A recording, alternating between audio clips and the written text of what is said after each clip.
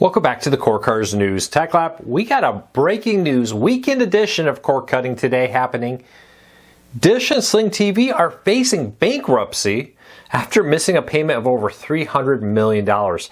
With this, it starts a 30-day clock that could see one of the largest providers of TV in the United States go into bankruptcy.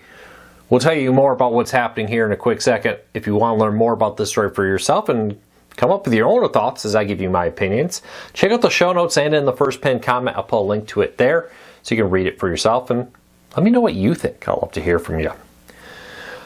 And if you like what we do here, if you're new, we post videos like this every single day covering the world of television and cord cutting. Hit that subscribe button, hit that thumbs up. Doing one or both lets YouTube know you enjoy what we do here.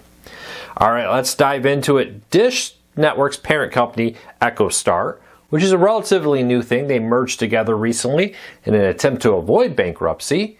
The two companies both share the same majority owner, merged together, with EchoStar's leadership taking over. With this, though, they missed a $326 million interest payment. Now, that's just interest on their loan.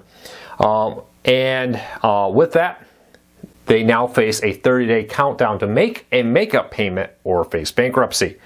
Now, this is for part of their $5.8 billion in loans. I think it's actually more than that because I think they have a second set, like $1.5 billion with that.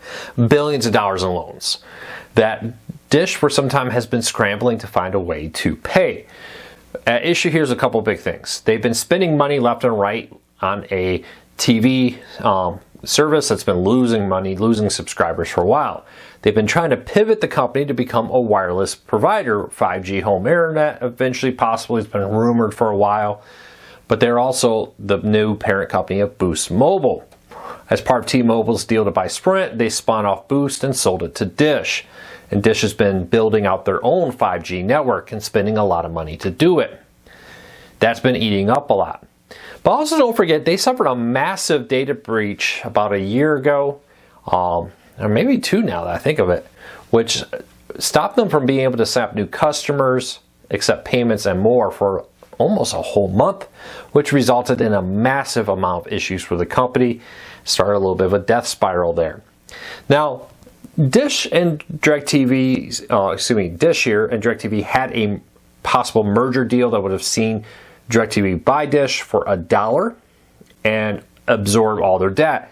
The debtors, for some reason, decided that was not a good deal and they rejected it, resulting in the merger of Dish and DirecTV falling apart. I've talked to several sources that I trust, and they've all said they would be surprised if Dish does not end up in bankruptcy. Not the kind that sees the company shut down, but the kind that sees them try to redo the terms of their loans in order to try to get better terms, get longer payouts, all kinds of different deals in order to keep the company open and running. For some debtors, that could be the difference between getting nothing and maybe they accept a little bit less, but in return for that, they get the ability to have some of their money returned to them. It'll be interesting to see how this plays out. There are many other cable TV companies, satellite companies, and more out there that I suspect are facing similar tough times. Dish is just the biggest, most public, and probably the first to enter bankruptcy. Will they recover from this? I don't know. We've seen other big media companies recently go into bankruptcy and come out. Dish, though, it's going to be interesting. Yes, they have this big 5G push. They want to basically walk away from television and become a phone and internet provider through wireless internet.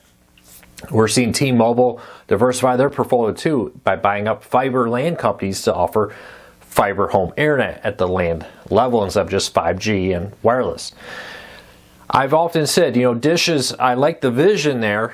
I like the diversification they're doing. I just wonder if they're going to get the money to finish the build out. Dish has always been fairly forward thinking. Sling TV was one of the first successful live TV streaming services at a time when many people weren't paying any attention to cord cutting at all. Sling TV came on the market long before YouTube TV and others. The question now is, what's next? They've run into some major money issues.